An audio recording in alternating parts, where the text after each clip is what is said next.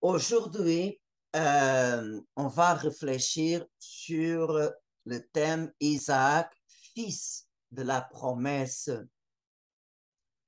Au moment de l'alliance, le Seigneur Dieu dit à Abraham dans une vision, après ces événements, la parole du Seigneur fut adressée à Abraham dans une vision. Ne crains pas, Abraham, je suis un bouclier pour toi. Ta récompense sera grande. Abraham répondit, mon Seigneur Dieu, que pourrais-tu donc me donner? Je m'en vais sans enfant et l'héritier de ma maison, c'est Eliezer de Dama.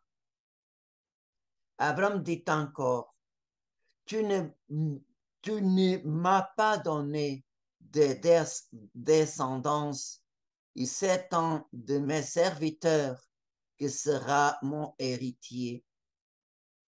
Alors cette parole du Seigneur fut adressée à Abraham. Ce n'est pas lui qui sera ton héritier, mais quelqu'un de ton sang. Genèse chapitre 15, versets 1 à 4. Alors, nous avons vu, après Abraham donner à Lot la chance de choisir la meilleure place pour ses animaux, Abraham a accepté rester y habiter dans le désert de la Judée, qui était un terrain pauvre.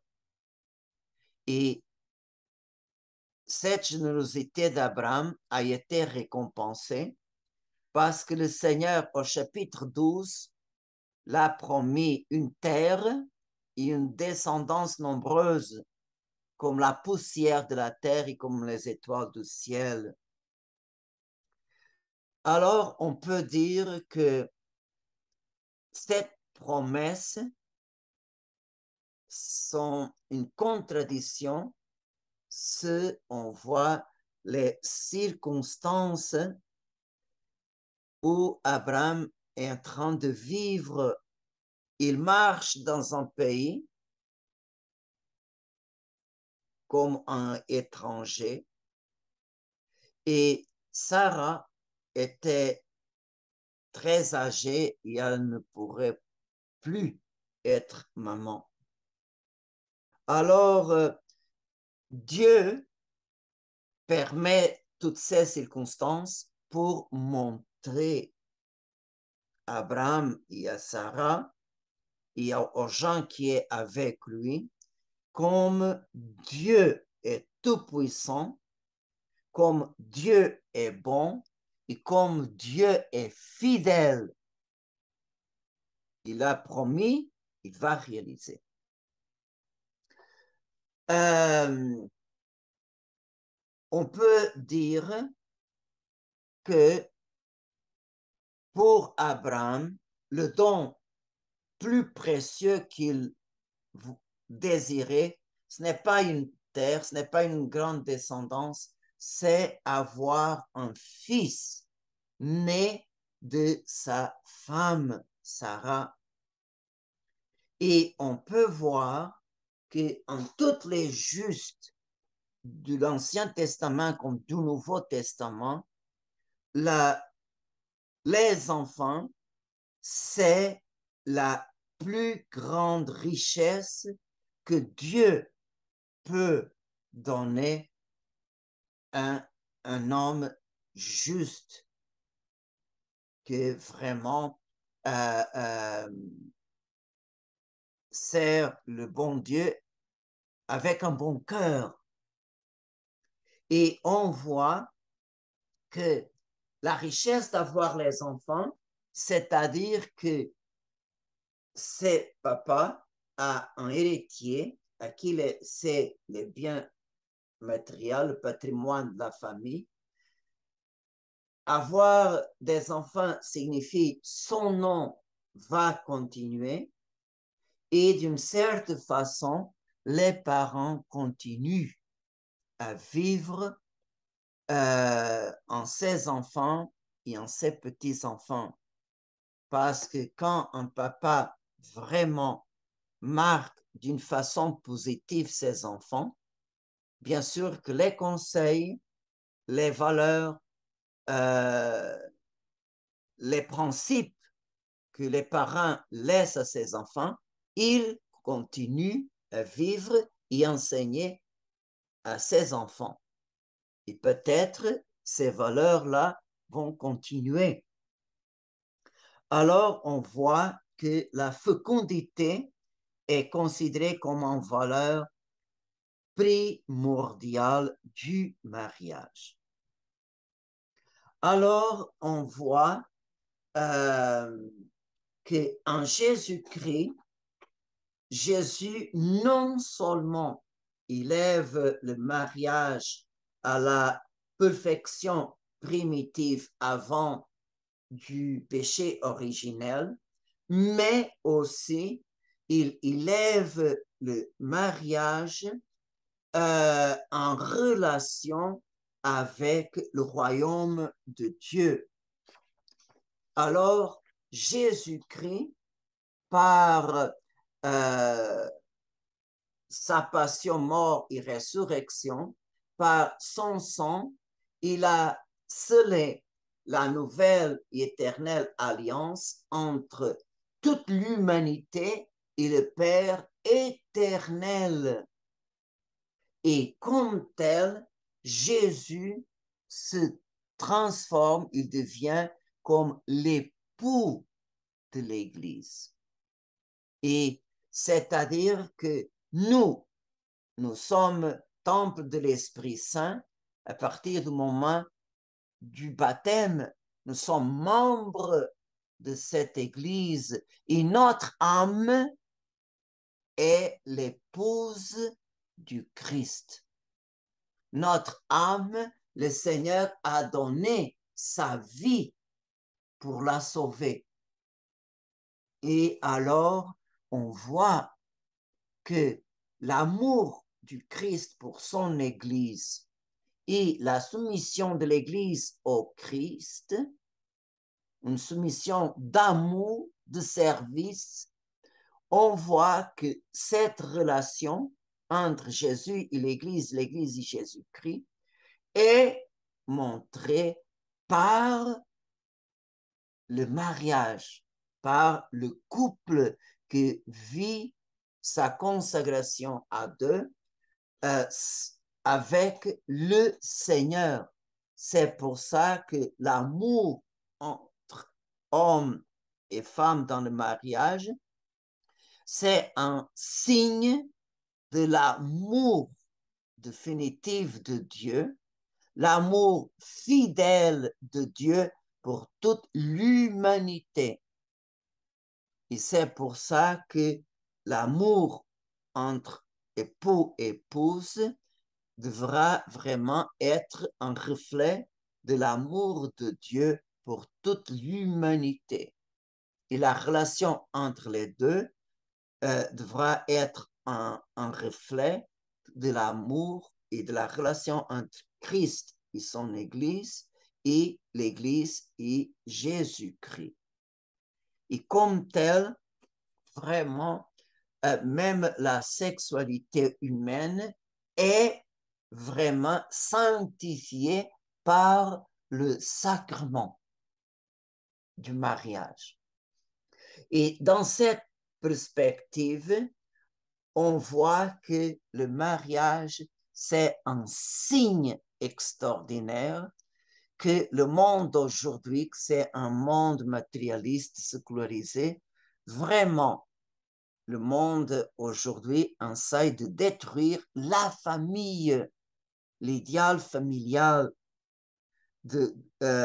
parce que les valeurs du mariage est premièrement les biens des époux, la procréation et l'éducation des enfants. Et le nouveau catéchisme de l'Église catholique dans le numéro 1652, 1653 et 1654, parle avec un langage très simple, mais très belle. Si vous pouvez lire ces articles-là, ça va la peine. Ça va la peine. Commence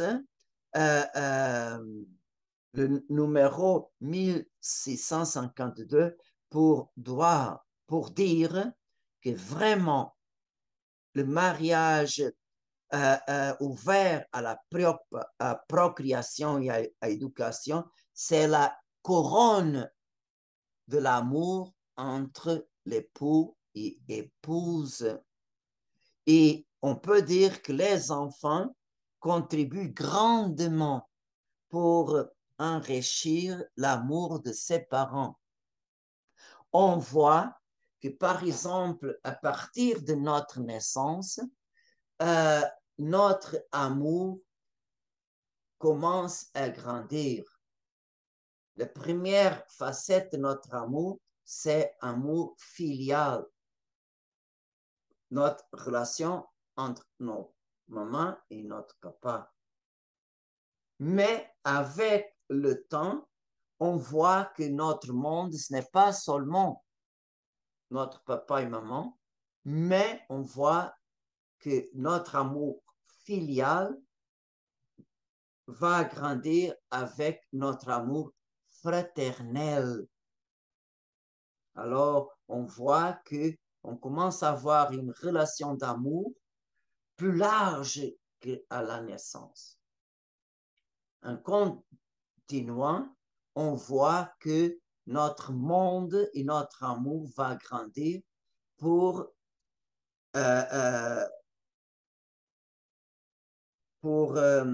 recevoir les autres membres de notre famille, nos oncles, tantes, cousins, cousines, et on voit que notre amour n'est pas détruit, mais est enrichi. Et après, il y a aussi l'autre monde qui commence à entrer dans notre vie, nos amis à l'école, dans le travail, etc. Et on voit qu'on commence à percevoir qu'il existe un autre type de relation dehors de notre famille. Et on peut voir, par exemple, des fois arrive que nous avons des amis qui sont des vraies sœurs et frères pour nous. Et même des fois, un ami sincère, même l'Écriture dit qu'un ami sincère est un trésor. Alors, des fois, nous avons des confidences avec un ami de l'extérieur de notre famille que nous sommes capables de confier et nous sommes capables de même demander un conseil parce que c'est une personne neutre qui peut-être peut voir nos problèmes d'une façon plus objective et non émotionnelle comme les membres de notre famille. Et alors, on voit que notre amour va grandir. Il arrive un moment que Dieu bénit notre cœur avec un amour conjugal. Alors, nous sommes enrichis par l'amour d'être époux ou épouse. Et avec cet amour conjugal, Dieu nous donne aussi une nouvelle dimension avec les enfants. Et alors, on voit comme notre cœur, c'est comme un diamant qu'à mesure que le temps passe, il reçoit de nouvelles facettes. Notre cœur n'est pas détruit, notre cœur est enrichi. Et après, bien sûr, quand viendront les petits-enfants, alors je pense que c'est l'autre expérience d'amour que nous n'avons pas, jusqu'à ce moment, euh, euh, expérimenté. Mais on voit comme le Seigneur nous modèle, comme le Seigneur vraiment nous aide à grandir. Et c'est très important quand Dieu confie au papa et maman des nouvelles vies, les parents sont, eux, les premiers que devront enseigner à ses enfants qu'est-ce que c'est le bien, qu'est-ce que c'est le mal. C'est là que euh, euh, les parents devront enseigner qu'il existe des valeurs matérielles comme des valeurs spirituelles. Et les papas et mamans sont les premiers catéchistes, les premiers éducateurs de ouvrir la vie, le cœur de ces enfants à Dieu. Et on voit qu'aujourd'hui, dans le monde qu'on vit, les écoles cherchent avec un programme athée de effacer tous les paramètres que le papa et maman essaient de donner à ses enfants. Et ça, c'est vraiment une violation très grande d'un droit fondamental. L'État aujourd'hui veut se surposer au rôle primordial du papa et de la maman. Et on peut aussi poser cette question. Et les époux qui ne sont pas capables d'avoir enfant, est-ce qu'ils peuvent vivre la plénitude de son mariage? Bien sûr que oui. OK? Parce que n'existe seulement une paternité, une maternité selon le sang, mais il y a une paternité et maternité selon l'esprit. On voit comme exemple la Sainte Vierge Marie. Selon la chair, elle est maman d'un enfant, Jésus-Christ, le Fils de Dieu, mais selon l'esprit, elle est mère de toute l'humanité de tous les temps. Alors, ces enfants selon le cœur sont plus nombreux que les enfants selon la chair. Et c'est curieux de voir qu'en beaucoup de familles, des fois, il y a un couple qui n'a pas d'enfant ou une personne qui n'a pas se marier. Et c'est curieux que cette personne, et j'ai eu cet exemple dans ma famille, que ma tante, la sœur plus jeune de ma maman, elle était célibataire, mais elle était maman de toutes les neveux et nièces. Tout le monde cherchait cette tante pour nos confidences, nos problèmes, demander conseil, de sortir avec elle. Toutes les neveux et nièces aimaient beaucoup cette tante. Et c'est curieux que j'ai eu comme prêtre le privilège d'être accompagné avec cette tante jusqu'à presque au moment de sa mort. Elle était vraiment extraordinaire, une conseillère extraordinaire. Elle avait une lumière extraordinaire.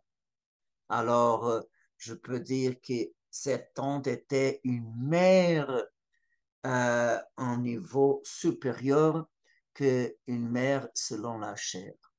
Alors, qui n'a pas d'enfant peut se réaliser en plénitude avec une mission spéciale que sûrement le Dieu va donner.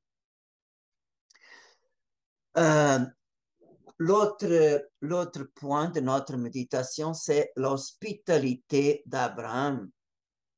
Dans le chapitre 15, euh, euh, on peut voir que même avec toutes les circonstances qui s'opposent aux promesses, Abraham a cru, a fait confiance en Dieu, et la confiance est une clé d'or qui ouvre le cœur de Dieu. Avec un cœur qui confie, Dieu jamais reste indifférent. Et à l'heure de Dieu, Dieu intervient. Et on voit que au moment de la rénovation de l'alliance avec Abraham, Dieu donne 3 signes extérieurs de la vérité de l'alliance. Change le nom d'Abraham à Abraham. Le Seigneur donne comme signe de l'alliance la circoncision. Il change aussi le nom de Sarai et Sarah.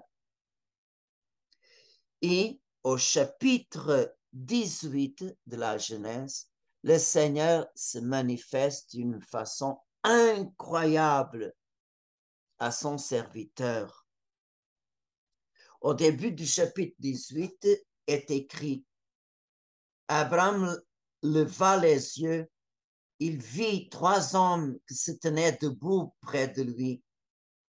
Dès qu'il les vit, il courut à leur rencontre depuis l'entrée de sa tente. Il se prosterna jusqu'à terre. Il dit: Mon Seigneur, si j'ai pu trouver grâce à tes yeux, ne passe pas sans t'arrêter près de ton serviteur. Permettez que l'on vous apporte un peu de l'eau. Vous vous laverez les pieds et vous vous attendrez sous cet arbre. Je vais chercher de quoi manger et vous reprendrez des forces avant d'aller plus loin, puisque vous êtes passé près de votre serviteur. Ils répondirent: Fais comme tu l'as dit. Abraham se hâta d'aller trouver Sarah dans sa tente et il dit: Prends vite 3 grandes mesures de fleur de farine, pétris la pâte et fais des galettes. Puis Abraham courut au troupeau, il prit un veau gras et tendre, il le donna à un serviteur qui se hâta à le préparer. Il prit du fromage blanc, du lait, le veau, et l'on avait apprêté. Il les déposa devant eux. Il se tenait debout près d'eux sous l'arbre pendant qu'ils mangeaient. Alors on voit pour cette narrative combien de détails, de délicatesse, de générosité, d'humilité, comme vraiment Abraham n'a pas de limite pour pouvoir servir. Et on voit que avec, si on continue à lire, on voit que ces 3 personnages, un est Dieu et 2 autres est 2 anges qui restent toujours arrière. Ils commencent à agir seulement quand Dieu les envoie comme ministre de sa justice à visiter Sodome et Gomorrhe. Et c'est très important de voir cette grâce, la hospitalité. Son mérite aux yeux de Dieu est très grande. La première idée de l'hospitalité, c'est accueillir quelqu'un qui passe et qui demande, et la personne le reçoit. Et vraiment, Israël, comme peuple de Dieu, est invité par Dieu d'accueillir, de donner l'hospitalité. Pourquoi? Parce que Israël a été aussi immigré dans la terre de l'Égypte, était un étranger sans vraiment la commodité la dignité que pourrait vivre. Alors Israël est toujours invité à se souvenir du temps qu'il a passé en Égypte, comme le Seigneur les a accueillis. Israël devra savoir recevoir les étrangers et surtout les plus pauvres, parce que sont les plus pauvres comme les nécessitants, les orphelins, les veuves, les pèlerins, qui sont les préférés de Dieu.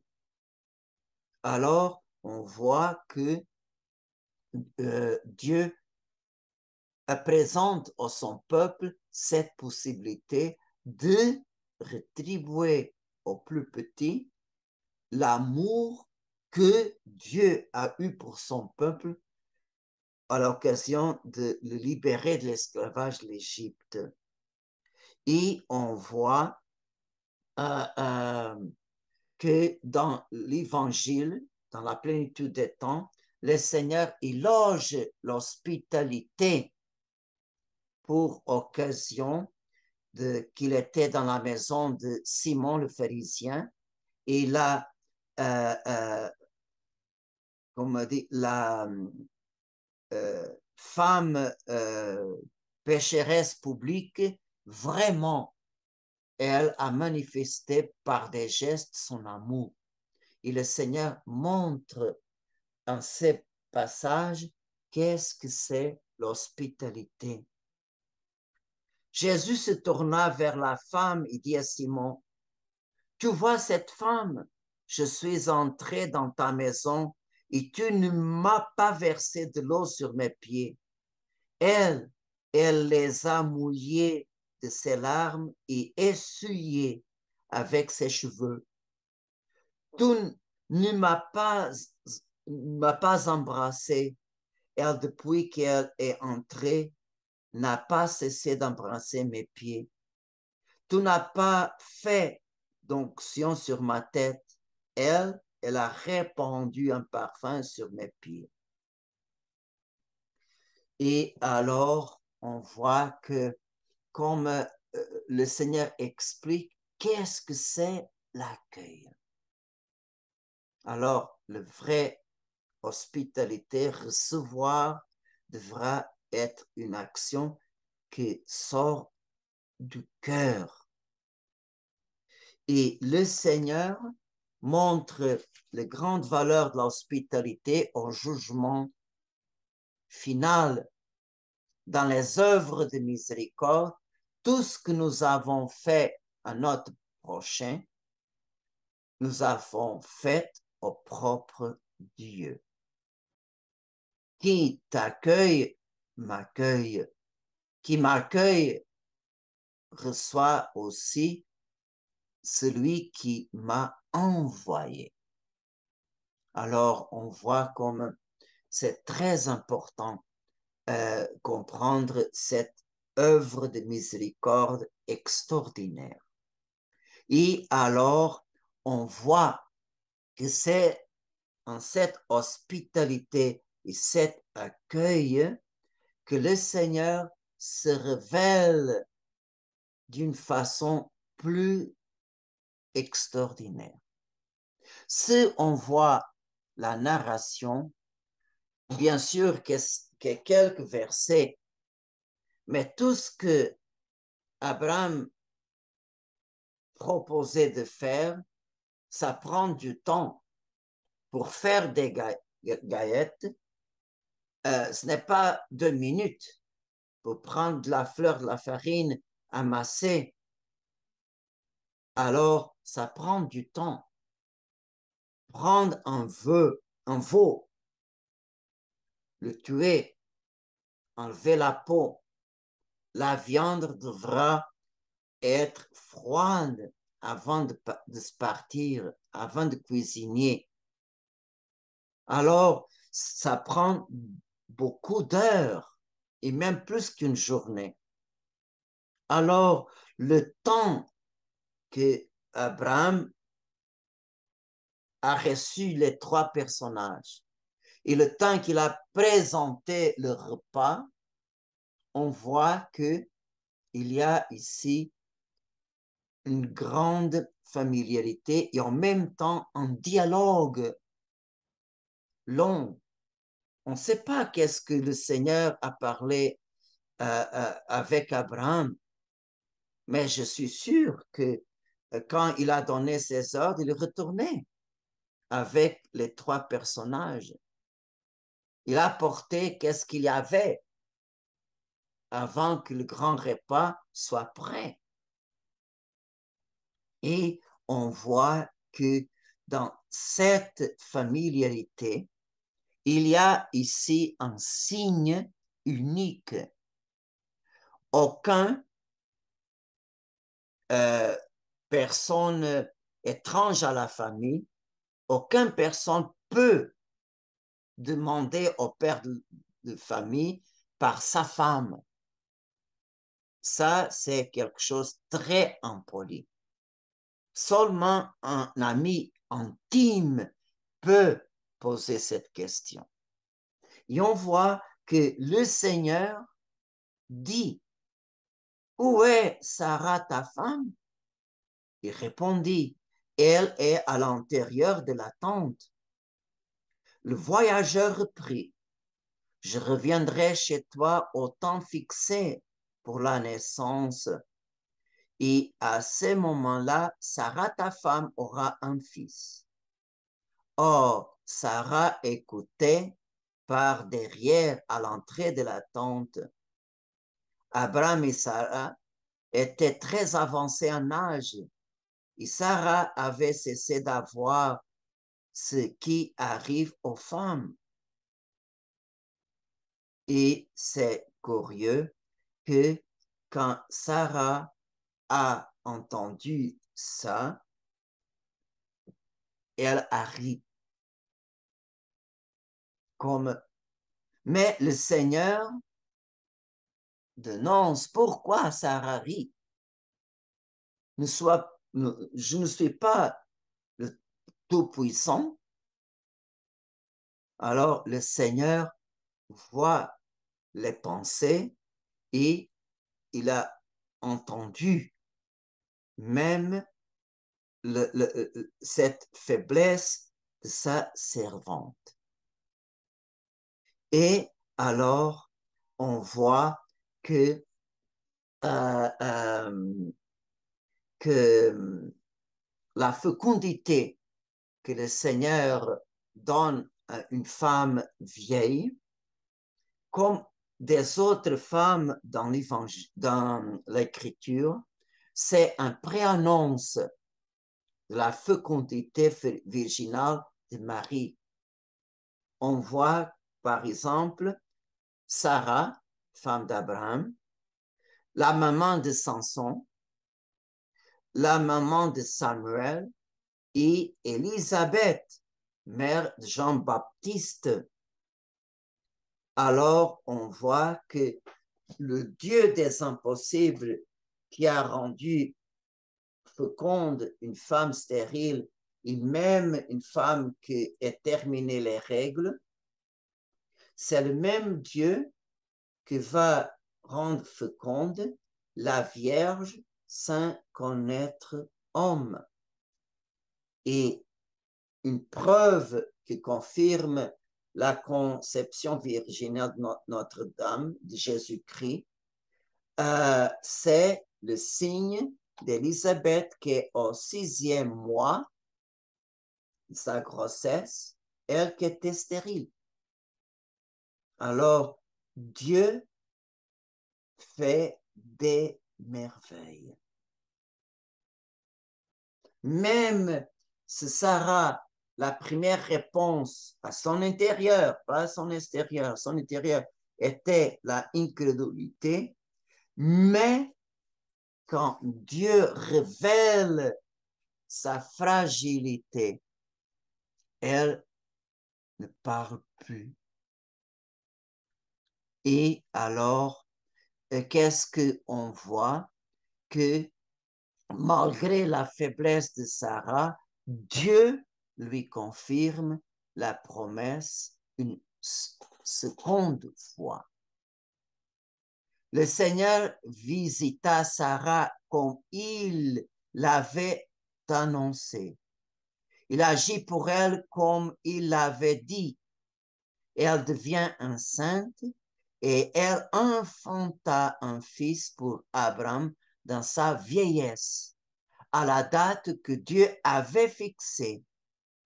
Et Abraham donnait un nom au fils que Sarah lui avait enfanté. Il l'appela Isaac, c'est-à-dire il rit. Quand Isaac eut 8 jours, Abraham le circoncit comme Dieu le lui avait ordonné. Abraham avait 100 ans quand est né son fils Isaac. Alors, on voit que Dieu surpasse la faiblesse humaine, mais il montre sa gloire au moment exact. Et c'est curieux que nous avons ici un premier Magnificat. Quand Sarah vit la grande manifestation de la puissance de Dieu, Sarah chante, loue le Seigneur à manière d'un Magnificat très simple. Sarah dit, Dieu m'a donné l'occasion de rire. Quiconque l'apprendra rira à mon sujet. Puis elle ajouta, qui aurait dit à Abraham que Sarah allaiterait des fils? Et pourtant j'ai donné un fils à sa vieillesse. Alors, quelle est la réaction normale devant, en face des merveilles du Seigneur? C'est la louange. C'est vraiment avoir un hymne d'exultation. Et c'est curieux qu'au même se passait au moment que Anne a donné naissance à Samuel.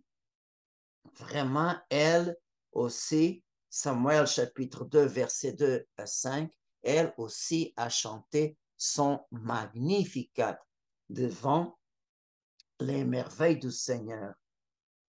Il n'est pas le saint pareil au Seigneur, pas d'autre Dieu que toi, pas de rocher pareil à notre Dieu. Assez de paroles hautaines, mais d'insolence à la bouche. Le Seigneur est le Dieu qui sait, qui pèse nos actes. L'arc des forts est brisé, mais le faible se revêt de vigueur. Les plus comblés s'embauchent pour du pain, et les affamés se reposent. Quand la stérile enfante cette fois, la femme aux fils nombreux dépérit. Et bien sûr que le Magnificat de Sarah et de Anne prépare le grand Magnificat de Notre-Dame, qui est plus sublime parce que les merveilles que le Seigneur a réalisées en Marie surpassent toutes les merveilles de l'Ancien Testament. C'est pour ça que le Magnificat de Notre-Dame a une sublimité messianique qui surpasse toutes les hymnes de louange, d'action de grâce de l'Ancien Testament. Alors que chacun de nous peut s'émerveiller, peut se réjouir quand vraiment le Seigneur fait pour nous de grandes choses. Vraiment, saint est son nom. Amen.